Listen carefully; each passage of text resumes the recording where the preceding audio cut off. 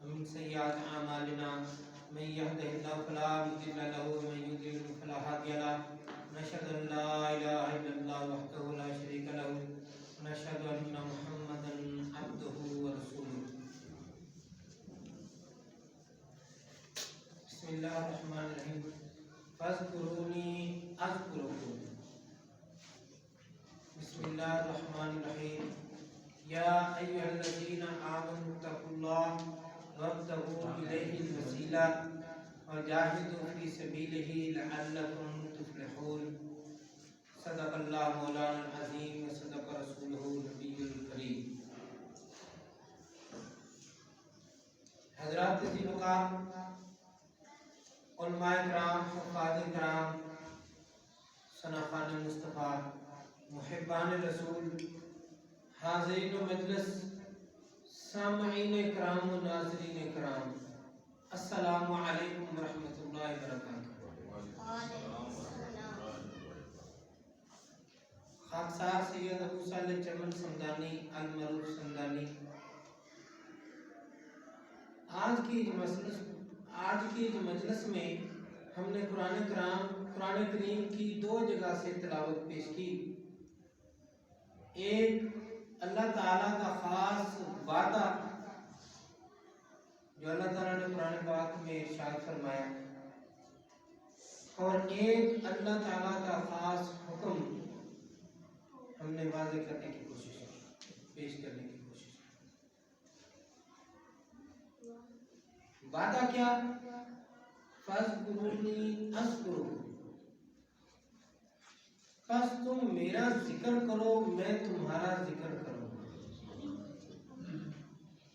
تم میرا ذکر کرو میں تمہارا ذکر کروں گا. اب یہاں ذکر سے کئی مطلب مراد ہیں. علماء کرام سے کئی معنی مراد لیتے ہیں، کئی حوالوں سے اس چیز کو دیکھتے ہیں. فاذکرونی کو،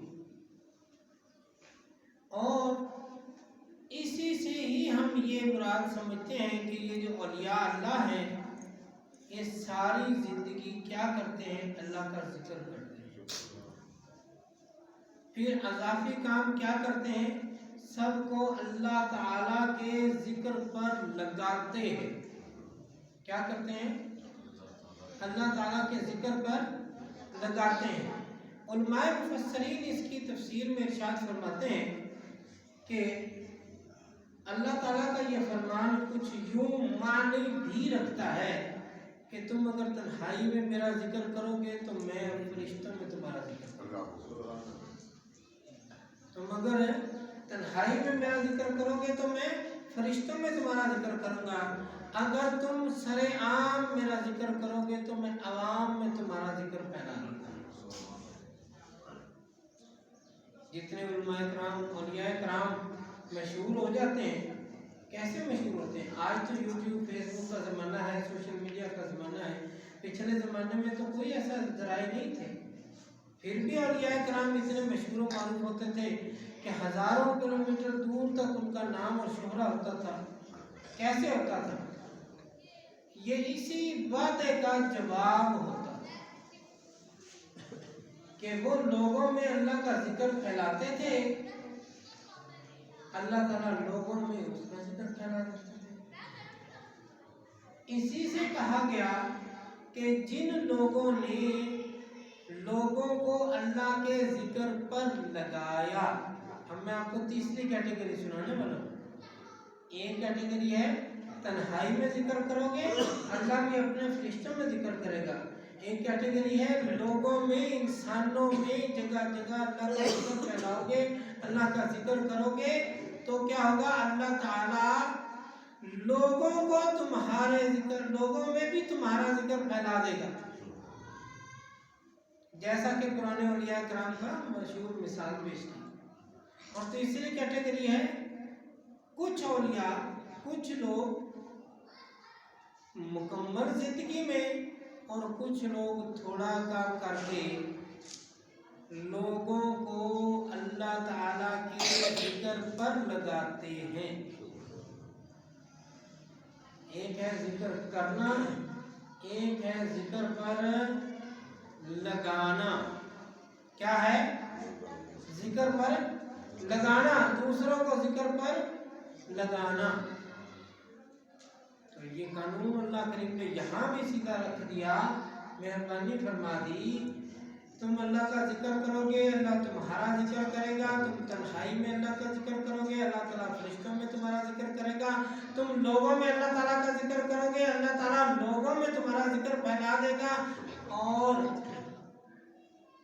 तुम लोगों को अल्लाह के जिक्र पर लगा दोगे तो अल्लाह ताला लोगों को तुम्हारे जिक्र पर लगा देगा।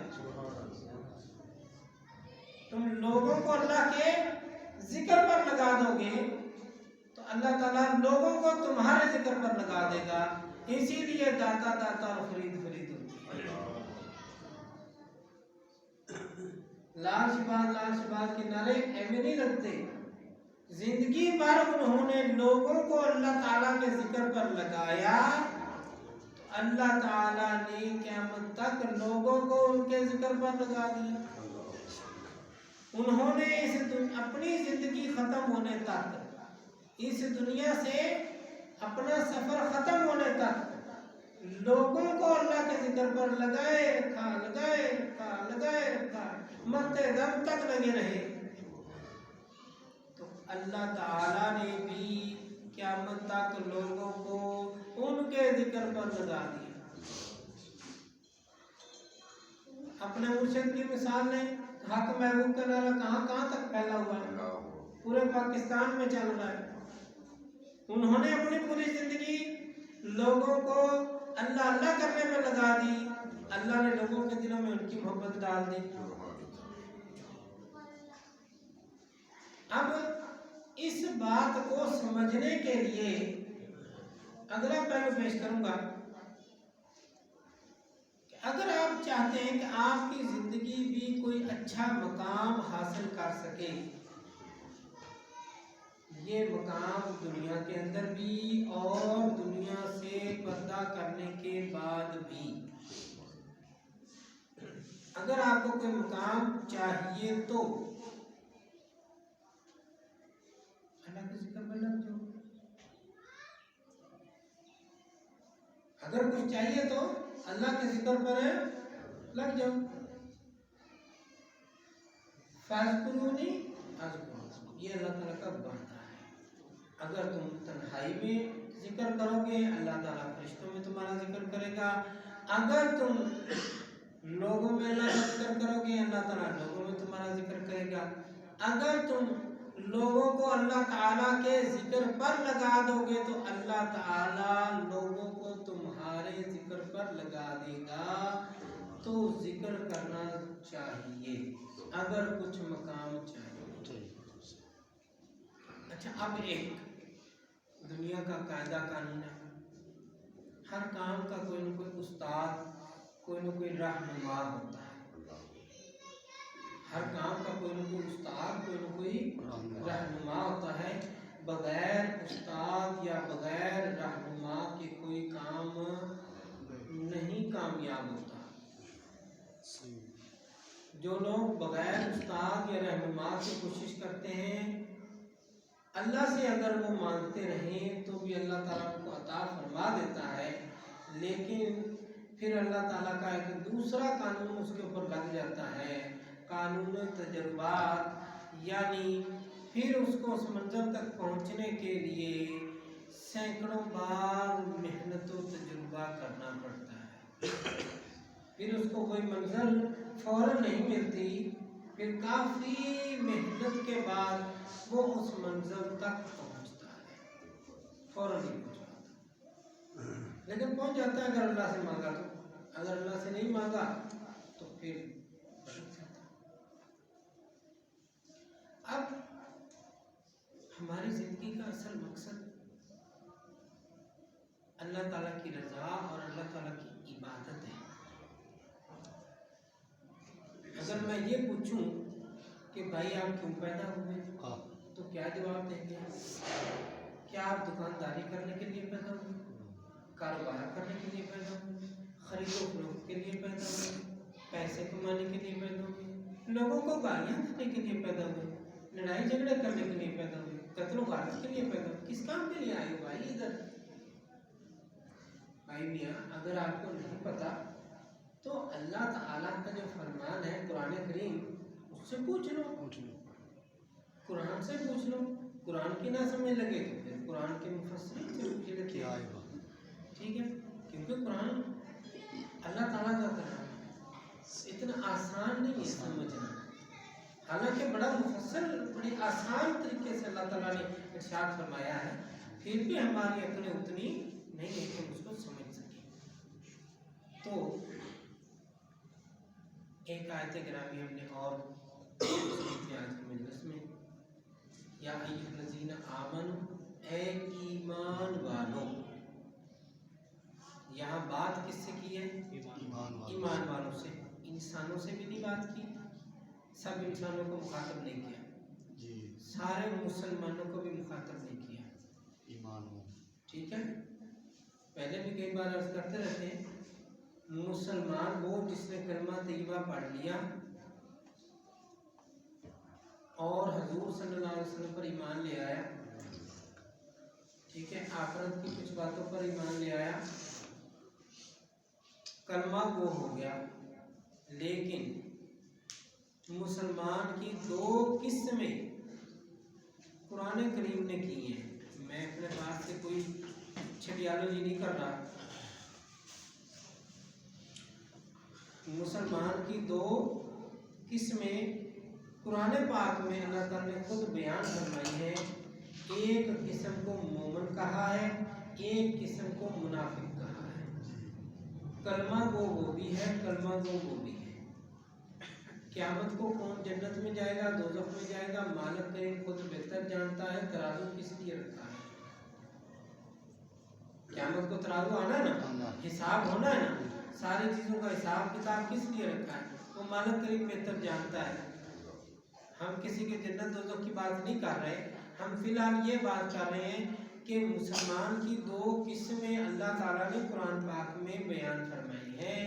एक को मोमिन और एक को मुनाफिक फरमाया है। मोमिन को मजीद हुक्म दिया है, मुनाफिक को हुक्म नहीं दिया, वो आज़ाद है अपनी मर्जी के। मोमिन को क्या हुक्म दिया? या अय्युहल्लज़ीना आमनू इत्तकुल्लाह, अल्लाह से डर जाओ। अभी मोमिन है, फिर मजीद आदर मिल रहा है डरने का। मोमिन तो पहले ही बन चुका है, कितना मंजिल वो सफर कर चुका है, मजीद उसकी रहनुमाई की जा रही है। इत्तकुल्लाह, अल्लाह से डर जाओ। या अय्युहल्लज़ीना आमनू इत्तकुल्लाह वब्तगू इलैहिल वसीला, अल्लाह ताला की तरफ वसीला तलाश करो। वजाहिदू फी सबीलिही, और अल्लाह के रास्ते में जिहाद करो। और अगर यूं कहें कि वब्तगू इलैहिल वसीला वजाहिदू फी सबीलिही, कि इस वसीले को तलाश करने में जिहाद जैसी मेहनत करो, इस वसीले को पकड़ने में जहाज जैसी मेहनत करो। वब्तगू इलैहिल वसीला वजाहिदू फी सबीलिही लअल्लकुम तुफ्लिहून, ये काम क्यों करना है? ताकि तुम फलाह पा सको। लअल्लकुम, ताकि तुम हासिल कर सको, तुम्हारे लिए हो जाए।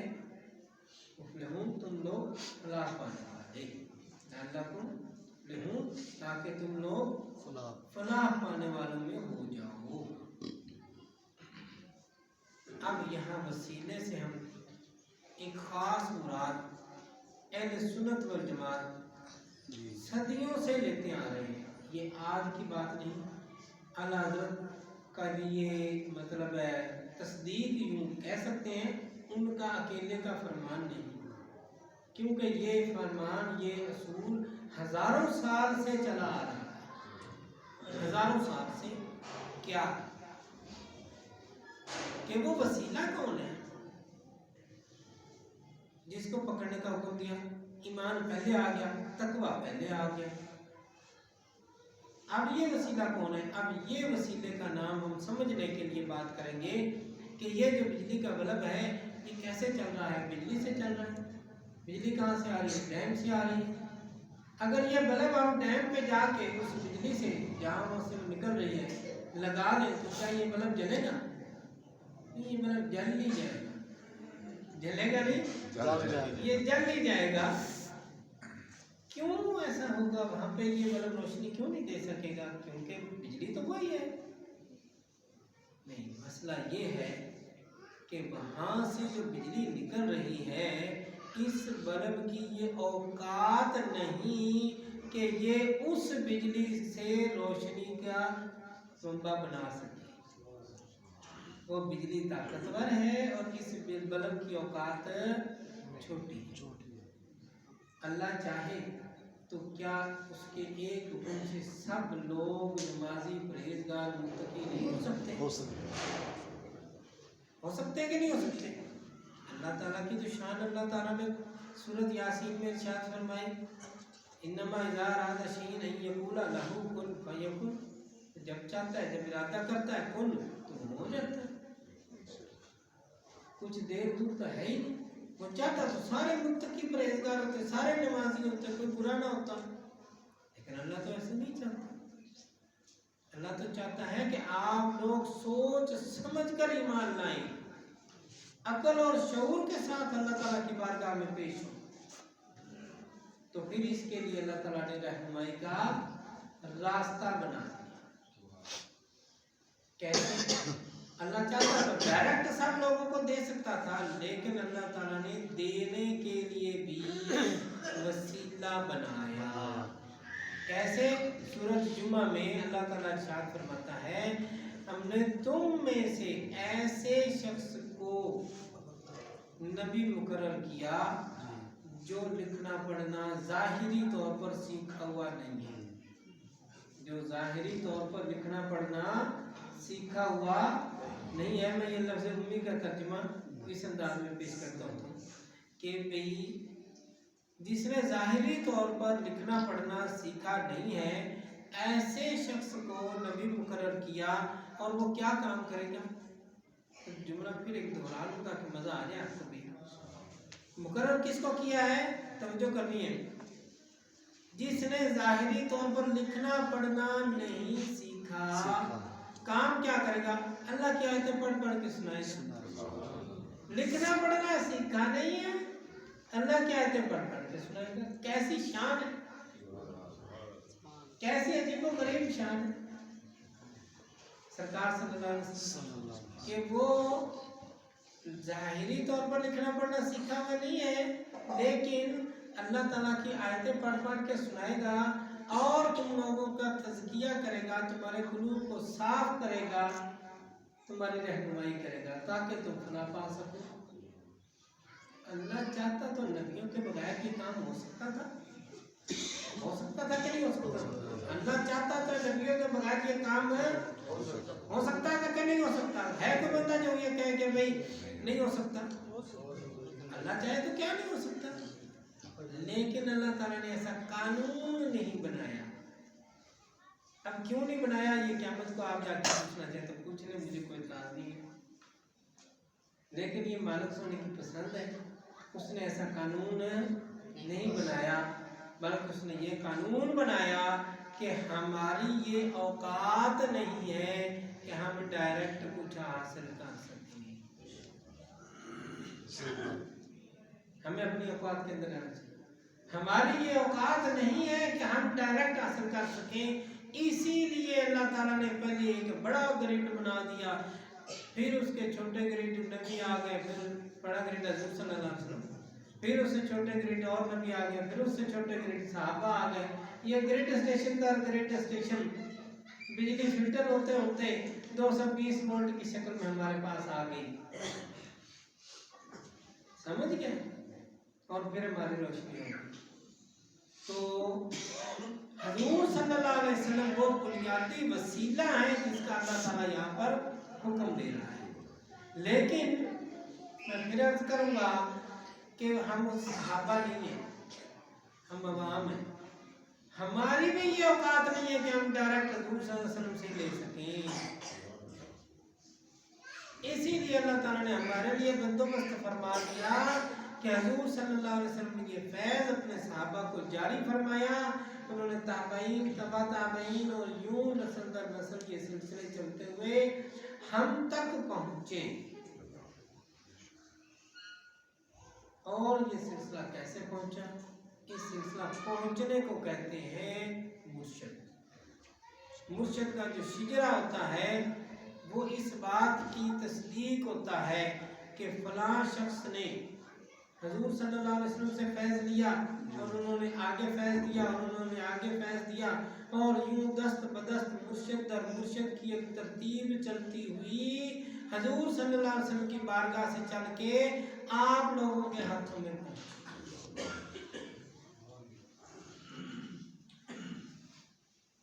اب میں ایک بات اور کہنا چاہوں گا جو کہ بڑی المیہ بن چکا ہے اس وقت،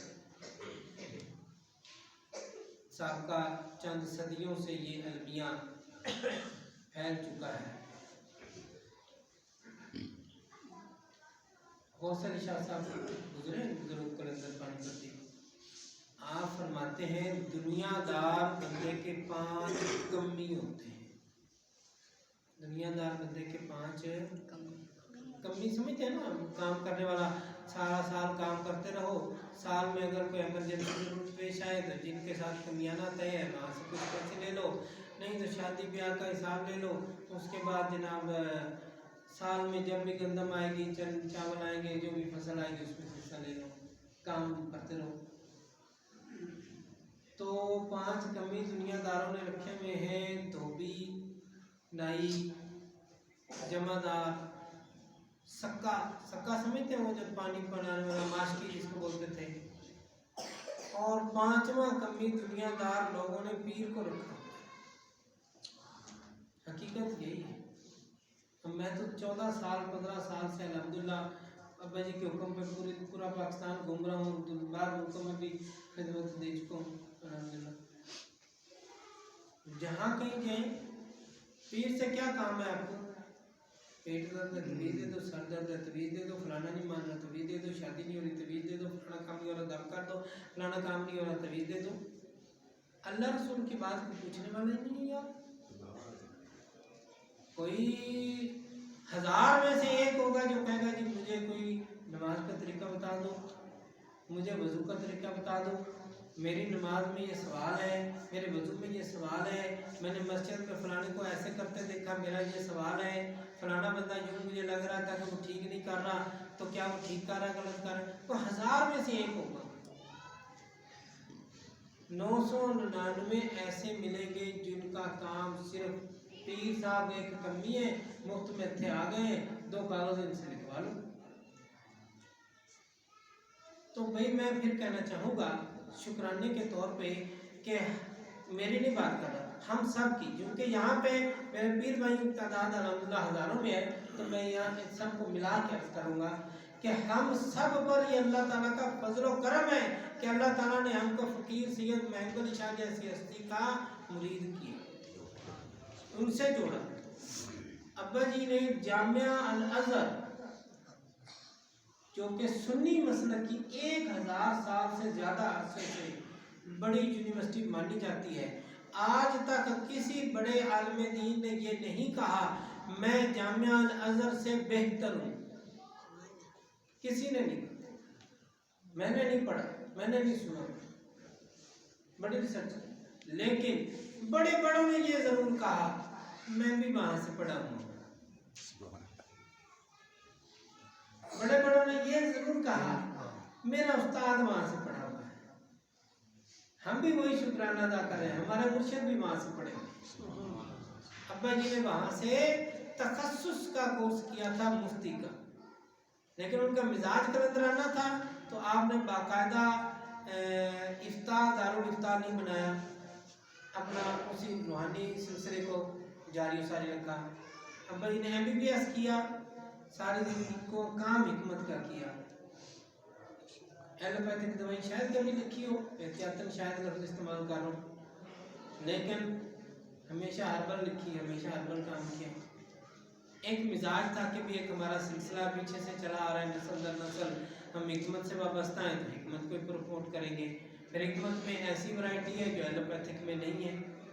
اتنے واسٹ آپ کے پاس رینج ہے، اتنا علاج کے آپ کے پاس علاج کی سہولیات ہے جتنی کہ ایلوپیتھک میں نہیں ہے، تو وہ ہمیشہ حکمت کو پسند کرتے تھے. تصوف کی طرف مائل تھے، وظائف عملیات کرنا، سکھانا، پڑھنا، اسی طرح مائل تھے تو یہی سکھاتے رہے. لیکن دینی تعلیم بھی آپ نے سکھائی، چاروں بیٹوں کو بھی سکھائی، کئی خلفاء کو بھی سکھائی. الحمدللہ میں نے بھی ابا جی سے ہی سیکھا، چاروں بھائیوں نے ابا جی سے ہی سیکھا. اسی سلسلے کو ہم آگے بڑھانے کی کوشش کرتے ہیں، اور اس سلسلے کو آگے بڑھانے کے طور پر میں نے ایک ادارہ بنایا ہے، اس کا نام ہے جامعہ سمدانیہ آن لائن. کام چونکہ اب اگر کچھ لوگ جو انٹرنیٹ سے وابستہ ہیں، آئی ٹی کی دنیا سے وابستہ ہیں، تو وہ ایک لفظ سے واقف ہوں گے، میٹا ورس ایک لفظ ہے جو کہ اس وقت تو لفظ ہے کہ 2030 تک یہ ایک ایسی چیز آنے والی ہے کہ دنیا بھر میں عجیب و غریب ریولوشن آنے والی ہے، عجیب و غریب تبدیلی آنے والی ہے. کروڑوں لوگ بے روزگار ہو جائیں گے، کروڑوں لوگوں کو نیا روزگار مل جائے گا، کروڑوں لوگ لوٹے جائیں گے اور کروڑوں لوگ لوٹ لیں گے. ایک عجیب و غریب چیز 2030 تک آنے والی ہے، اور یہ انٹرنیٹ کی دنیا ہوگی. آپ پاکستان میں شاید اتنا اثر نہ ہو، لیکن ہوگا بڑے شہروں میں ضرور. دنیا بھر میں دکانوں کا جو کاروبار ہے وہ آن لائن ہونے والا ہے. ابھی آپ نے سنا ہوا ہے لوگ آن لائن کام کرتے ہیں، یہ سمجھ لیں 1% ہے.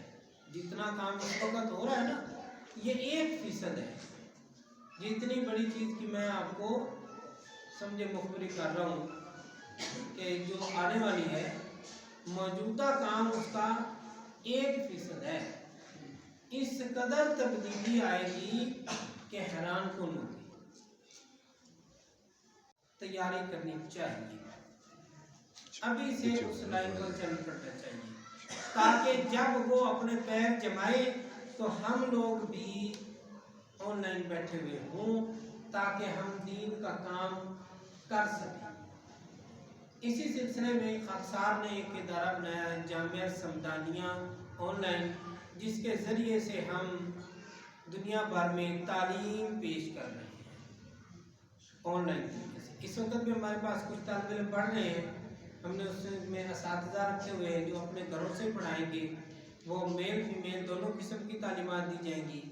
ان قریب ایک ویب سائٹ ہم اس کی تیار کر رہے ہیں جو بڑے اچھے بڑے پیمانے کے اوپر تیار کی جا رہی ہے، اس پر کام جاری ہے. ہم نے کئی ماہرین کو ہائر کیا ہوا ہے.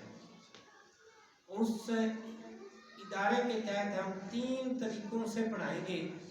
ایک طریقہ ہوگا ریکارڈڈ ویڈیو. جو لوگ پڑھے لکھے ہیں، امام مسجد ہیں، مولوی صاحب ہیں، حافظ ہیں، یا کچھ بھی انہوں نے سیکھا ہوا ہے، وہ آگے پڑھنا چاہتے ہیں، درس نظامی کرنا چاہتے ہیں، مزید تعلیم حاصل کرنا چاہتے ہیں، لیکن وقت نہیں ہے، تو ہم ان کو ایک ریکارڈڈ سسٹم کے تحت ان کو ایڈ کریں گے. کچھ لوگ ہوں گے جو گروپوں میں پڑھنا چاہیں گے، ان کے لیے ہم نے گروپ کلاس روم اس میں تجویز کیے ہیں. کچھ لوگ ہوں گے کہ جو کہتے ہیں کہ مجھے 1 to 1 تعلیم چاہیے، مجھے ایک استاد پرسنل چاہیے، اور میرے پاس اتنے بجے ٹائم ہے، اتنے بجے ہی میرا استاد مجھے پڑھائے، تو ہم ان کو اتنے بجے کے حساب سے پڑھائیں گے. پھر ہم کچھ لوگ کہیں گے کہ جی ہمیں سند بڑے ادارے کی لے کے دیں، تو ہم اپنے اس ادارے کو تنظیم المدارس سے رجسٹر کروانے کے لیے اپلائی کر چکے ہوئے ہیں. تنظیم المدارس اہل سنت پاکستان کا بڑا ادارہ ہے، بڑا بورڈ ہے، جو کہ پوری دنیا میں اس کی سند مانی جاتی ہے. اس کے علاوہ ہم اضافی طور پر مستقبل میں انشاءاللہ تعالی جیسے ہی ہمارا سسٹم اور ڈیولپ ہوگا اور یہ ویب سائٹ ہماری پورا سافٹ ویئر تیار ہو جائے گا، تو پھر ہم اپلائی کریں گے انشاءاللہ تعالی جامعہ نظر کو بھی اپنے بزرگوں کی اس نسبت کو جاری رکھنے کے لیے، کہ کوئی بندہ کہتا ہے جی میں نے درس نظامی تو کر لیا تنظیم المدارس سے، مجھے مفتی کی سند لے کے دو جامعہ نظر سے، تو کوئی اعتراض نہیں، ہم وہ وہاں پڑھنا چاہتا ہے تو پڑھے گا، ہمارے پاس پیپر دے گا، ان کے پیپر وہاں پہ دلوا دیں گے اس کے۔ اس طرح کا ایک ادارہ ہم نے سوچا ہے اور اس پر کام شروع کر چکے ہیں، اور آن لائن اس وقت ہمارے پاس الحمدللہ 10 کے قریب طالب علم پڑھ رہے ہیں، جو کہ آن لائن پڑھ رہے ہیں، کچھ پاکستان سے ہیں، کچھ بیرون ممالک سے۔ اسی سوچ اور خیال کو آگے بڑھانے کی نیت سے پچھلی دفعہ جب ہم آیا تھا، میں پچھلے مہینے، تو جاوید صاحب سے بھی گفتگو ہوئی، اور جاوید صاحب کو میں نے یہ تجویز دی کہ اس مسجد میں بھی کچھ ایسا سلسلہ شروع کیا جائے کہ جو فزیکلی بھی ایک پراپر کورس کی شکل اختیار کر لے۔ اچھا، اب یہ دیکھیں قدرت کا خاص کرم ہے، مہربانی ہے، میرے یہ کہنے سے پہلے ہی یہاں کی انتظامیہ اور خاص طور پر آپ کے جو قاری صاحب ہیں، ان کے دل میں اور حاجی شاہ صاحب کے دل میں بھی اللہ تعالیٰ نے خیال ڈال دیا، یہ بھی اپنے طور پر ایسا سوچ رہے تھے کہ کوئی تربیتی نشست تو ہونی چاہیے۔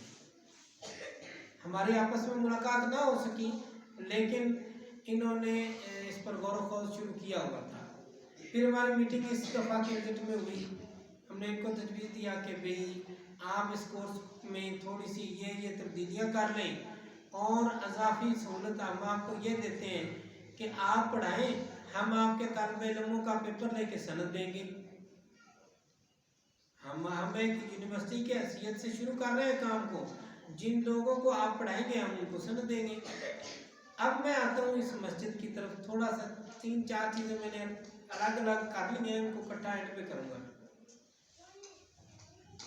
اب اس مسجد کا تھوڑا سا تعارف پیش کر کے بات کو آگے بڑھائیں گے۔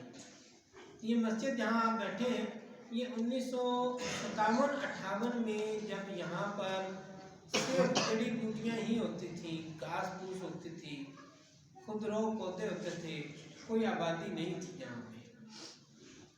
اس وقت کوئی 2-4 گھر ہوں گے، اس وقت بھی ہو سکتا ہے۔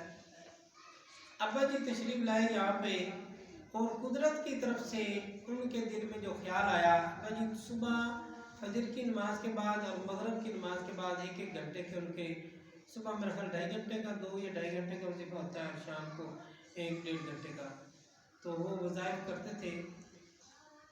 ابا جی اتفاقیہ طور پر یا قدرت کی طرف سے اشارے کے طور پر اس جگہ آ کے بیٹھ کے اپنے وظائف پڑھا کرتے تھے اور نماز پڑھا کرتے تھے۔ یہ خالی جگہ تھی سب۔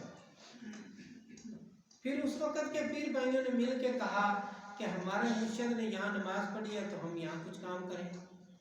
ابا جی سے مشورہ ہوا، اور پھر یہ کچھ جگہ کو اس وقت صاف ستھرا کر کے، سیدھا پدرا کر کے، تو یہاں مسجد کی ابتدا کر دی گئی۔ ابا جی کے ہاتھوں سے پہلی اینٹ رکھی گئی، اور یہ کچی اینٹوں کی مسجد بنا دی گئی۔ شاید کسی کا کہنا ہے کہ پہلے شروع میں صرف دیواریں بنائی گئی 3-3 فٹ کی، پھر بعد میں اس کے اوپر چھت ڈالی گئی، پھر آہستہ آہستہ ایک طویل سفر ہے جو طے ہوتا رہا۔ پھر 2008-9 میں حاجی شاہ صاحب کے دل میں یہ خیال اللہ تعالیٰ نے ڈالا کہ مسجد کو چھوٹی بھی ہو گئی ہے اور پرانی بھی ہو گئی ہے، نمازی بھی زیادہ ہو گئے ہیں اور مسجد بھی خستہ حال ہے، تو اس کو ری بلڈ کرنا چاہیے۔ پھر انہوں نے مشورہ کیا، تو پھر ابا جی سے بھی ہم نے اجازت لی، اور اس مسجد کو پھر دوبارہ ری بلڈ کیا گیا، جو کہ ابھی موجودہ شکل میں آپ کے پاس ہے، اور ماشاءاللہ اس پر کام جاری ساری ہے۔ اس کے کام کے لیے تعاون کی میں درخواست ضرور پیش کروں گا۔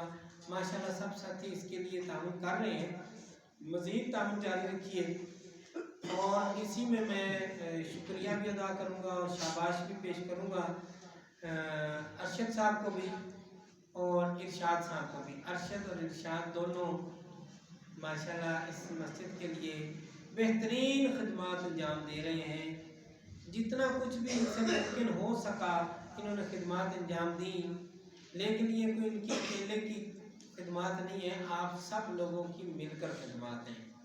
کچھ تھوڑا بہت چونگا ہمارا بھی ہوگا کہ ہم بھی لوگوں کو تبلیغ پیش کرتے رہتے ہیں، لیکن جس موضوع کو میں نے چھیڑا ہے واپس اسی پر آتے ہیں کہ یہ اگر ہم پیر بھائی اگر اس کو دیکھیں، پیر بھائیوں کی بات ہو رہی ہے خاص طور پر، تو یہ ہمارے سلسلے کی پہلی مسجد ہے، پاکستان میں ہمارے سلسلے کی پہلی مسجد ہے جو باقاعدہ ریگولر جاری ہے۔ بھائی نے 6-7 مساجد بنائی، اس کے بعد اور بھی مساجد بنائی، وہاں بھی سلسلے کا کام جاری ہے الحمدللہ۔ لیکن کچھ لوگوں کے خیال میں ہے شاید یہ گلی محلے کی کوئی مسجد ہے۔ ایسی اگر کسی کی سوچ ہے تو اس سوچ کو بدل لینا مناسب ہوگا کہ یہ گلی محلے کی عام مسجد نہیں ہے، یہ سلسلہ محبوبیہ کا مرکز ہے، سلسلہ محبوبیہ کی مسجد ہے۔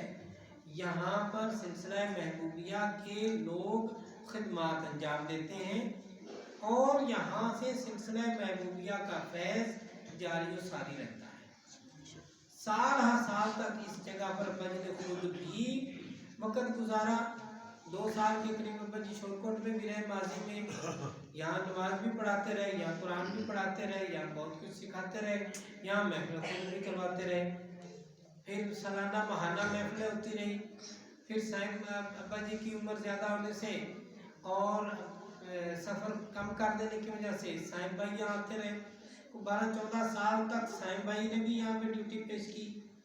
2009 سے خاکسار کی ڈیوٹی لگی تو خاکسار بھی قریب ہر مہینے یہاں آتا ہے۔ آپ دیکھتے ہیں بیچ میں چلو 2-2.5 سال دبئی کے ڈال دیں جو میں نہیں آ سکا، تو میرا بیٹا آتا رہا، بھتیجا آتا رہا، گلشن جی کے بچے آتے رہے، گلشن جی خود آتے رہے، عابد بھائی جی آتے رہے۔ اس علاقے اس جگہ سے ابا جی کو خاص انس اور پیار تھا، اور یہ مسجد سے ان کو کوئی خاص انس اور پیار تھا۔ یہ ہمارے سلسلے کی بنیاد ہے، سلسلے کی بنیادی مسجد ہے، لہذا یہاں پر سلسلے کا کام اسی طرح سے جاری و ساری رہنا چاہیے۔ تمام پیر بھائیوں سے میں گزارش کروں گا کہ سلسلے کا کام یہاں پہ جاری و ساری رہنا چاہیے۔ اب سلسلے کا کام کیا ہے؟ یہ کوئی دوسرے سلسلوں جیسا سلسلے کا کام نہیں ہے کہ باتیں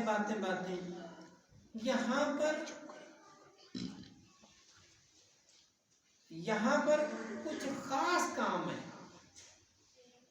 اس سلسلے میں کچھ خاص کام ہے۔ کون سا کام؟ کیا آپ کو پتا ہے؟ آج تک کچھ لوگوں کو پتا ہے، کچھ کو شعور نہیں ہے، پتا ہے سمجھ نہیں ہے۔ وہ کام جس سے ہم نے آج کی گفتگو شروع کی، فَاذْكُرُونِی أَذْكُرْکُم، ہمارے سلسلے میں سب سے زیادہ اسی چیز پر توجہ دی جاتی ہے کہ لوگوں کو اللہ تعالیٰ کے ذکر پر لگانا ہے۔ نعرے مارنا ہمارے سلسلے کا کام نہیں ہے، ڈھول بجانا ہمارے سلسلے کا کام نہیں ہے، قوالی سلسلے کا ایک جز نہیں ہے۔ ہمارے سلسلے کا جز کیا ہے؟ ہمارے سلسلے کا جز کیا ہے؟ ذکر کرنا۔ دوبارہ بولو، ذرا آواز سے بولو پیر بھائیو، بولو، ذکر کرنا، ذکر کروانا، ذکر پہ لگانا، یہ ہے ہمارا سلسلہ، اللہ کے ذکر پر لوگوں کو لگانا۔ آپ نے دیکھا کتنے سالوں سے آ رہے ہیں، کوئی ایکسٹرا کام ہے؟ ہاں جب بھی آتے ہیں یہی کام ہے، ختم لگاؤ گے، ختم کرو، ختم کرو، ختم کرو۔ اچھا یہ ختم وہ والا ختم نہیں ہے، ایک مولوی صاحب شریف فرما ہوئے قرآن کریم کی چند آیات سنائی اور کام ختم نہیں۔ ختم لفظ جو ہے نا، یہ اس کا مطلب ہے مہر، سٹیمپ۔ ختم جو ہے نا عربی زبان کا لفظ ہے، اس کا مطلب ہے سٹیمپ۔ اسی لیے حضور پاک صلی اللہ علیہ وسلم کو کہا جاتا ہے نبیوں کی مہر، نبیوں کی سٹیمپ۔ اور سٹیمپ کہاں لگتی ہے؟ جہاں بات ختم ہو جاتی ہے۔ اور سٹیمپ کیا ہوتی ہے؟ نشانی ہوتی ہے، ٹھیک ہے؟ جہاں نبی ختم ہو گئے وہاں سٹیمپ آ گئی، خاتم النبیین صلی اللہ تعالیٰ علیہ وآلہ وسلم تشریف لے۔ جہاں پر سلسلے کا کام ہوا تو ختم بطور نشانی ہے کہ بھائی یہ ذکر کرنے والے، ذکر پر لگانے والے لوگ آئے بیٹھے ہیں یہاں۔ اسی لیے روزانہ یہاں ختم قادیان شریف ہوتا ہے، یہ پورا ایک محل ذکر ہے آپ سب سے درخواست ہے جو بھی علاقے کے لوگ ہیں یہاں پر روزانہ کی محفل ختم خواجگان میں ضرور تشریف لایا کریں. ماشاءاللہ علامہ صاحب جو ابھی نئے تشریف لائے ہیں ہمارے ساتھ منسلک ہوئے ہیں یہ بھی مسجد میں اکثر ہوتے ہیں ختم خواجگان میں. میں ان سے درخواست کروں گا کہ یہ ختم خواجگان میں ریگولر ہوں اور لوگوں کو ختم خواجگان پڑھنے میں جو غلطیاں ہوں ان کو ٹھیک کریں. جو بندہ تلفظ کی غلطی رکھتا ہے اس غلطی کو درست کریں کیونکہ غلطی درست کر کے ٹھیک ذکر پر لگانا یہی ہمارا سلسلہ ہے. بات سمجھ میں آ گئی؟ ہمارا سلسلہ کیا ہے؟ اللہ کے ذکر پر لوگوں کو لگانا. جو غلط پڑھ رہا ہے اس کو ٹھیک کر کے لگانا. اسی سلسلے کے حوالے سے اس مسجد میں ہم نے ایک نیا پروگرام سوچا ہے. ان قریب یہاں پر امید ہے 1-2 ہفتوں کے اندر شاید دسمبر کے اندر ہی یا شاید اگلے سال یعنی جنوری کے اندر اس کا باقاعدہ طور پر آغاز کر دیا جائے گا. ہمارے قاری صاحب ریگولر پڑھائیں گے. کچھ علماء کرام علاقے کے اور خاکسار بھی اور آستانہ عالیہ سے بھی جو لوگ تشریف لائیں گے وہ بھی وقتاً فوقتاً اس لیکچر کا حصہ بنیں گے. ایک اس کا ہم نے کورس آؤٹ لائن تیار کی ہے کہ جس کورس آؤٹ لائن کے تحت ہم لوگوں کو کچھ سکھانا چاہتے ہیں. کیا؟ اللہ کا ذکر کیسے کرنا ہے, اللہ کے ذکر پر لگانا چاہتے ہیں. وضو کیا ہے؟ اللہ کے ذکر کرنے کا ذریعہ ہے, اجازت ہے. ذکر کرنے کے لیے پہلے وضو کرنا پڑے گا. تو وضو سکھانے سے ہم گفتگو شروع کریں گے. عقائد کیا ہے؟ عقیدہ درست نہیں تو ذکر کچھ بھی نہیں. نیت ٹھیک نہیں تو کام ختم. انما الاعمال بالنیات آقا صلی اللہ تعالیٰ علیہ وآلہ وسلم کا ارشاد گرامی ہے. الغرض ایک مکمل یہ ترتیب بنائی گئی ہے جس کا دورانیہ اندازاً 6 ماہ فی الحال مشاورت سے طے پا رہا ہے. مزید ابھی اس کے اوپر گفتگو جاری ہے, ٹھیک ہے, جس میں حسن شاہ صاحب بھی شامل ہیں ہمارے ساتھ اور دیگر علماء کرام آپ کے علاقے کے شامل ہیں ہمارے ساتھ جو کہ وقتاً فوقتاً ہماری اس کلاس میں جلوہ فرما ہوں گے اور سکھائیں گے. تو میں سب ساتھیوں کو دعوت عام دوں گا کہ وہ قاری صاحب کے پاس اپنے نام درج کروائیں کہ ہاں جی ہم بھی یہ کورس کرنا چاہتے ہیں. اس کورس کے لیے عمر کی جو لمٹ ہے وہ کم از کم لمٹ میٹرک ہے. بندہ میٹرک میں پڑھتا ہو تاکہ اس کے اندر کچھ عقل و شعور ہو اور وہ بات کو سمجھ سکتا ہو. کم از کم 13, 14, 15 سال کا لڑکا اس میں شامل ہو سکتا ہے. اپر لمٹ کوئی نہیں ہے. وہ 100 سال کا بابا بھی کوئی آئے گا تو ویلکم. منیمم جو ہے نا وہ میٹرک تک کا طالب علم ہو, 9ویں 10ویں کا طالب علم ہو, عقل شعور رکھتا ہو, اس کو بات کی سمجھ ہو, وہ کم از کم. ٹائم کا اعلان بعد میں کیا جائے گا, ابھی اس کے اوپر تھوڑی سی مشاورت جاری ہے, وہ ہونے کے بعد ٹھیک ہے. جو لوگ یہ 6 ماہ کا کورس مکمل کریں گے اور پھر خواہش رکھیں گے کہ ہم کو اس کی کوئی سند بھی ملے, ان کو ہماری جامعہ سمدانیہ کا پیپر بھی دینا پڑے گا.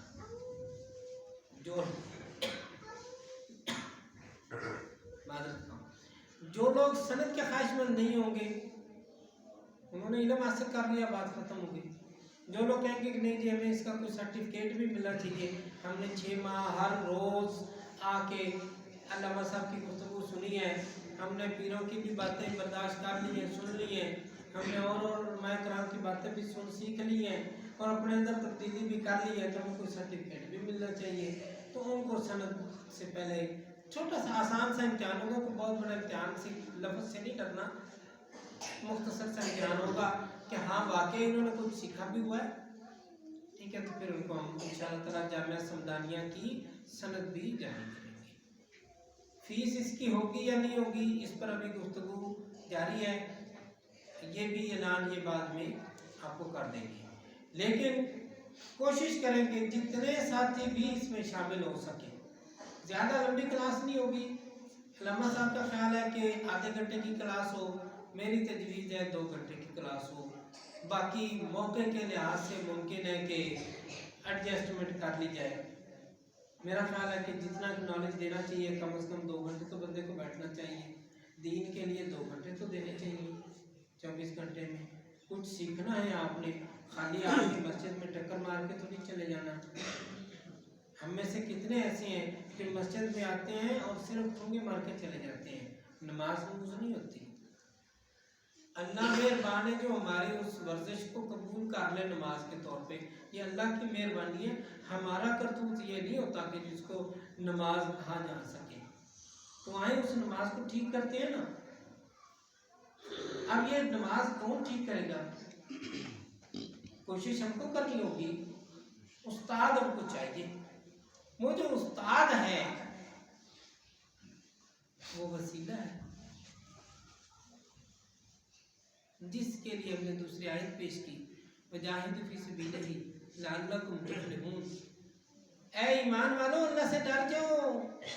अगर आप लोग अल्लाह से ईमान रखते हैं तो अल्लाह की नाराजगी से कौन खाओ और सीधे रास्ते की तरफ चल पड़ो और वसीला तलाश करो। आजकल लोग किताब से खुद पढ़ के, यूट्यूब फेसबुक देख के, सोशल मीडिया से देख के दीन सीखने के चक्कर में पड़ गए हैं, जो कि गलत है। दीन सीखने का तरीका वही है जो हजूर सल्लल्लाहु अलैहि वसल्लम ने सहाबा किराम को दिया।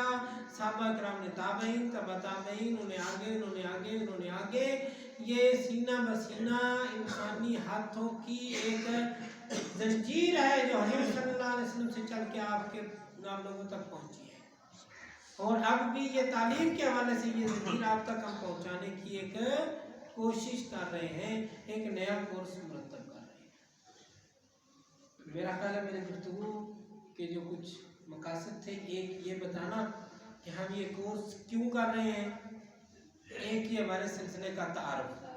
कोर्स क्यों कर रहे हैं? ताकि हम अपनी इस्लाह कर सकें।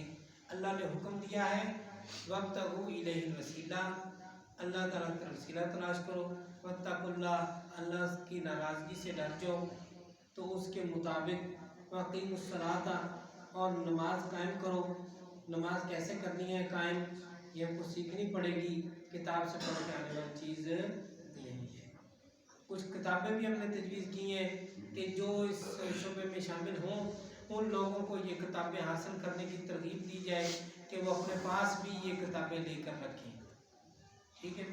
फिर सिलसिले का तारुफ कि हमारा सिलसिला कोई नारेबाजी वाला सिलसिला नहीं है।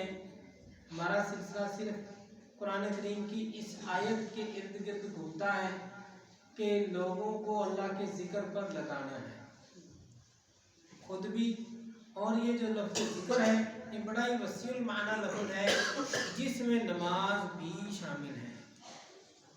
नमाज ही नहीं मैंने कहा, नमाज भी कहा है कि नमाज समेत। और हम अभी ये जो कोर्स कर रहे हैं उसमें आगाज़ हम नमाज से ही कर रहे हैं, अकायद से, वुज़ू से, नमाज से। ठीक है, यही आगाज़ होगा। एक काम ये हो गया कि सिलसिले का तारुफ हो गया। फिर आपको ये बताना मकसद था कि ये जो मस्जिद है ये आज़ाद नहीं है, बल्कि ये हमारे सिलसिले का इदारा है। यहीं से हमारा सिलसिला पाकिस्तान में शुरू से शुरू हुआ और अब तक चला आ रहा है।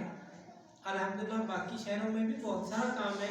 मतलब 6 मसाजिद ऐसी हैं जो बन के अपने दस्ते मुबारक से बनी हुई हैं, और वहाँ भी सिलसिले का काम माशाल्लाह ज़ोर शोर से जारी है।